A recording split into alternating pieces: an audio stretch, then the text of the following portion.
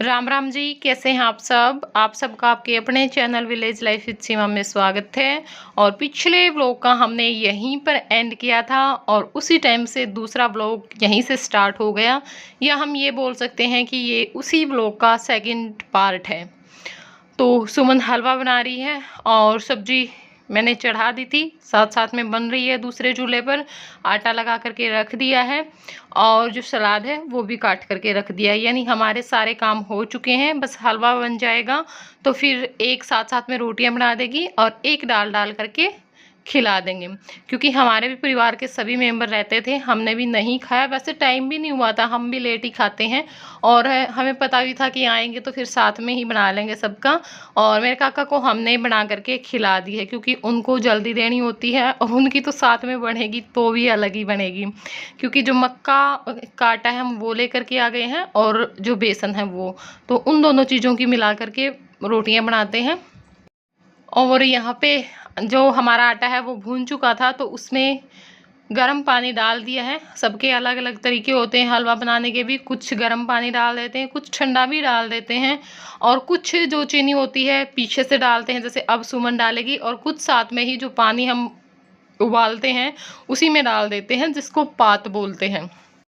और इसी टाइम पे दूध भी डाल देते हैं, मतलब हलवे के हिसाब से आधा गिलास, अगर ज़्यादा है तो एक गिलास डाल देते हैं तो अच्छा बनता है हलवा। और अभी यहाँ पे जो चीनी है वो भी डाल दी है। बस अब हलवे को थोड़ा सा और चलाएंगे और हलवा हमारा बन करके तैयार हो जाएगा। और बहुत अच्छा लगता है आटे का हलवा, मुझे तो बहुत ज़्यादा पसंद है। सूजी की बजाय मुझे आटे का हलवा ज़्यादा पसंद आता है। और यहाँ पे देखिए जो हमारी सब्जी है वो भी लगभग बन चुकी है और हलवा भी तैयार है।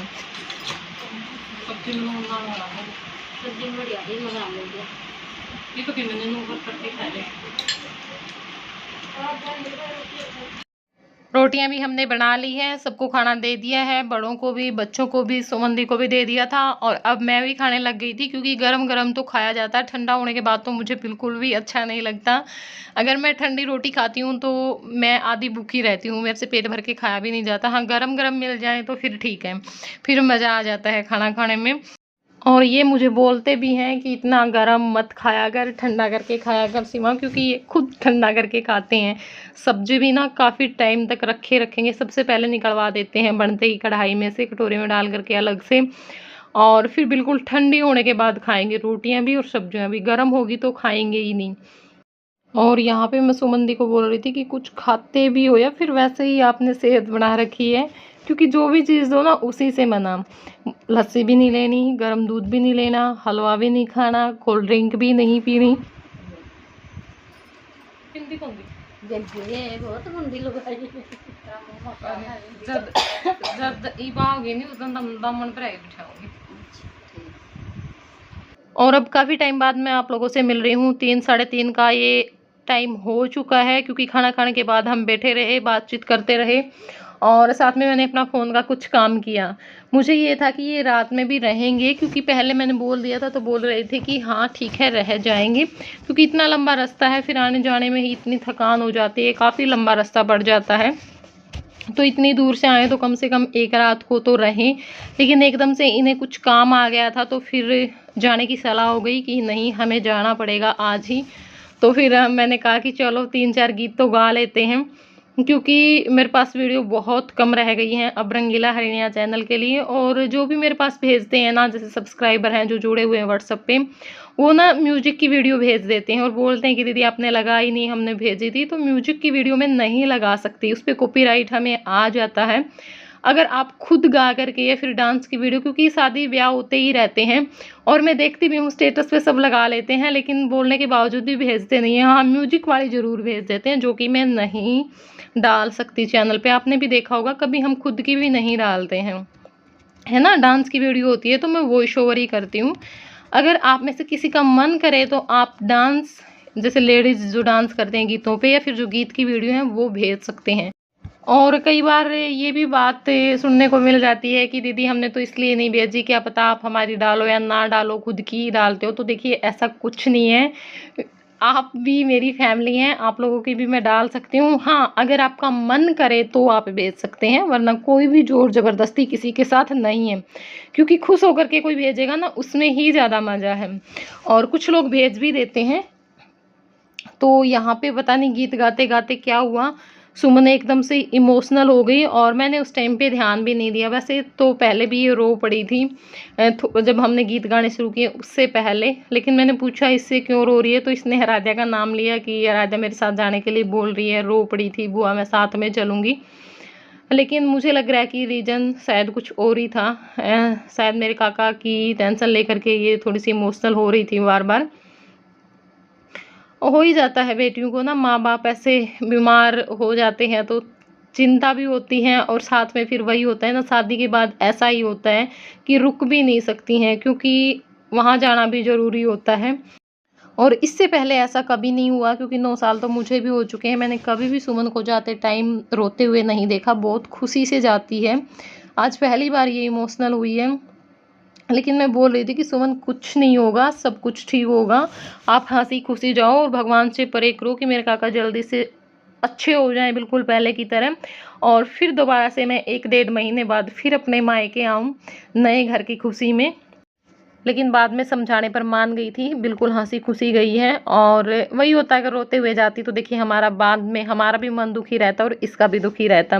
तो बाद में इसका मूड ठीक हो गया था। और अब यहाँ पे हम गीत गा रहे थे तो जो सुमंदी है उसकी जो आवाज़ है ना वो अलग सुनाई देती है, और मैं बोलती हूँ कि आप पीछे बोला करो, लेकिन इनसे रहा नहीं जाता, ये आगे बोलती हैं।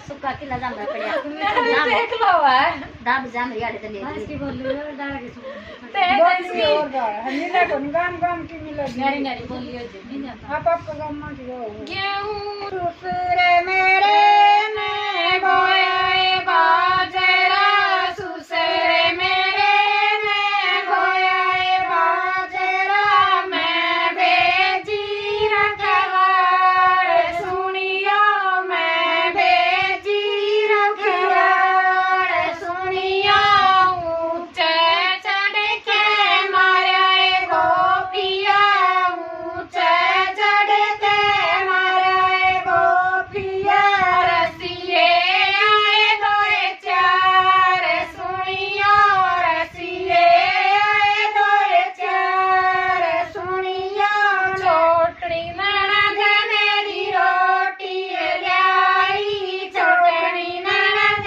मेरी रोटी लाई ये बाबी तेरे यार सुनियो ये बाबी तेरे यार सुनियो अपनी ननद ने गुड़िया ला दूं अपनी ननद ने मैं गुड़िया ला दूं घर न बताइए कोई बात सुनियो घर न बताइए कोई बात सुनियो ननद मेरी ने सास सिखाई ननद मेरी ने सास सिखाई तारी बहू माई के साथ सुनियो तारी बहू माई के साथ सुनियो सास मेरी ने सुसर सिखाया सास मेरी ने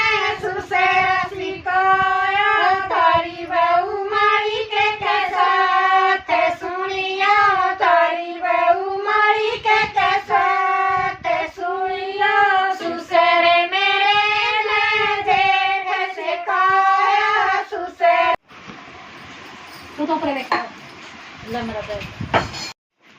तो ये देखिए तीनों तैयार हैं जाने के लिए। आप तो आई, इसने भी लेके चल पड़ी। बाय अब चलते हैं फिर कभी मिलेंगे फिर कभी कब 1 महीने बाद 1 महीने बाद आएंगे ये दोनों।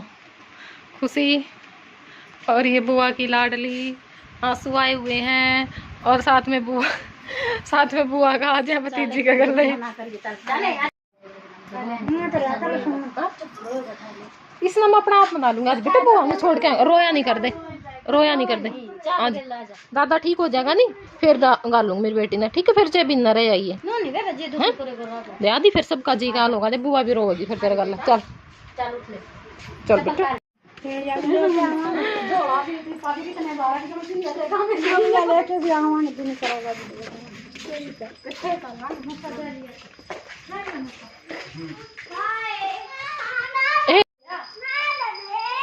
ए पानी का लोटा ले राधू भर के बेटा।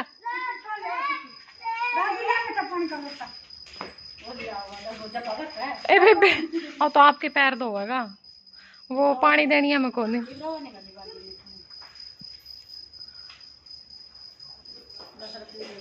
किसने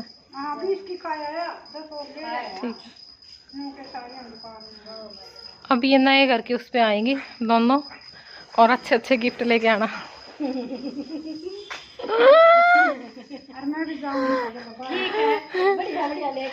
ए सुमन फुलझड़ी, सुमन फुलझड़ी बांधना होगी फिर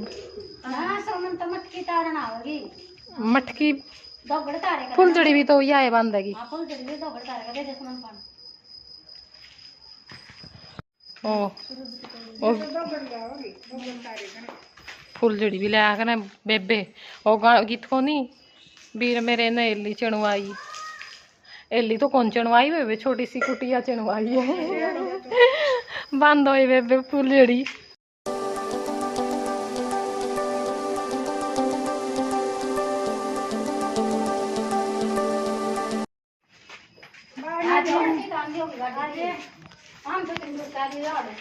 ना आऊंगी मैं, ना ना नू थोड़ी नहीं वो करूंगी, अटके नहीं बुलानी तो पानी थोड़ी हो।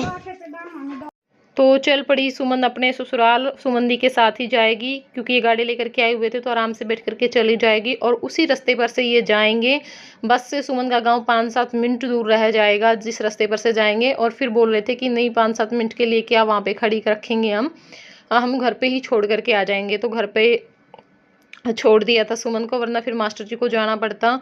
और अब इस टाइम पे इनको 1 मिनट की भी फुर्सत नहीं है, 1 मिनट की भी, क्योंकि इस टाइम पे ना काम इतना ज़्यादा फैला हुआ है। 2-3 तरह के मिस्त्री लगे हुए हैं और मिस्त्री लगने के बाद तो पता ही है आपको भी कि अब ये चीज़ लेकर के आनी है, अब ये चीज़ लेकर के आनी है, मतलब टोहाना के चक्कर लगते ही रहते हैं। कभी गांव में कुछ लेकर के आना, कभी टोहाना से कुछ लेकर के आना है।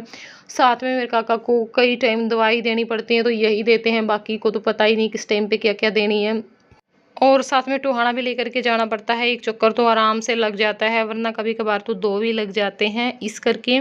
और हमें पता था गाड़ी लेकर के आएंगे तो आराम से बैठ करके चले भी जाएगी, क्योंकि बाइक पे सामान और बच्चों के साथ दिक्कत भी होती है। और उनके जाने के बाद हम लग गए हैं अपने अपने काम पे। मैं यहाँ पे बर्तन साफ़ कर रही हूँ, मेरी माँ अपना भैंसों का काम कर रही है। तो बस बर्तन साफ़ करते हुए मैंने थोड़ी सी क्लिप निकलवाई थी, उसके बाद कोई क्लिप नहीं निकाली उस दिन, क्योंकि हो ही जाता है जब घर में से ऐसे जाते हैं ना इतने दिन रह करके तो घर खाली खाली हो जाता है। और मैं बोल रही थी सुमंदी को कि मैं तो खुश हो गई थी कि चलो आज तो और रहेंगे, आप खुद तो चल पड़े, साथ में सुमन को भी लेकर के चल पड़े, लेकिन जाना ही था आज नहीं तो कल। और ये क्लिप है अगले दिन की, यानी शुक्रवार की सुबह में मिस्त्री आ गया था और इसका बस आज का काम रह गया है, यानी जो टाइल लगाना का काम है हमारा वो पूरा हो जाएगा कंप्लीट। आज बस इन्होंने ये जो दीवारों पे लगाते हैं थोड़ी थोड़ी सी ये लगाई थी और अंदर दोबारा से हमने फिर वो भरवा दिए, क्योंकि वो टाइल के बराबर नहीं थी, छेद रह रहे थे उनमें, तो फिर वो मैंने बिल्कुल टाइल के बराबर अब भरवा दी, तो बहुत अच्छी लग रही है अब देखने में।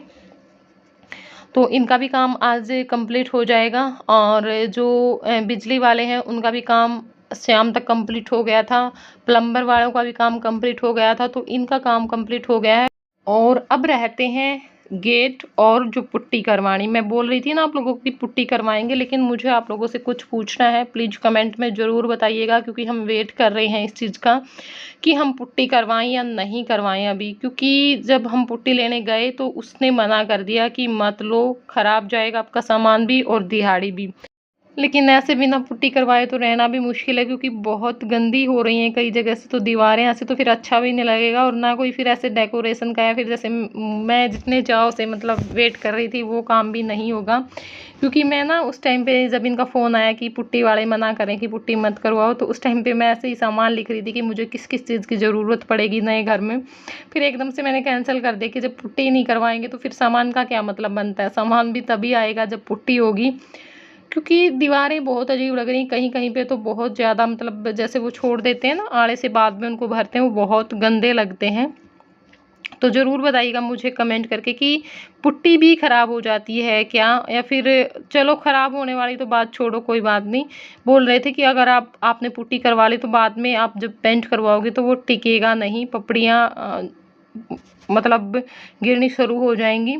और यहाँ पे जो हमें वाश बेसन लगवाना है उस पे के ऊपर जो पत्थर रखेंगे उसके नीचे, मतलब काउंटर टॉप पे जो पत्थर रखा जाएगा उसकी कटिंग हो रही है। और इसकी साइड में भी जो बचा हुआ था पत्थर उसको भी मैंने कटवा लिया था। कोई छोटी मोटी जैसे जो होते हैं ना स्टूल से, उनके ऊपर रखा जाएगा। और 4-5 मैंने स्लेब के उसके कटवा लिए छोटे छोटे, जैसे हम शीशे की जो स्लेब है वैसे लगा करके उसको लगा देते हैं, मतलब स्टील या एल्यूमिनियम के जो हैंडल आते हैं उनमें, तो उसी तरह का करवा लिया। लगाऊंगी ना मैं जब आप लोगों को दिखाऊंगी।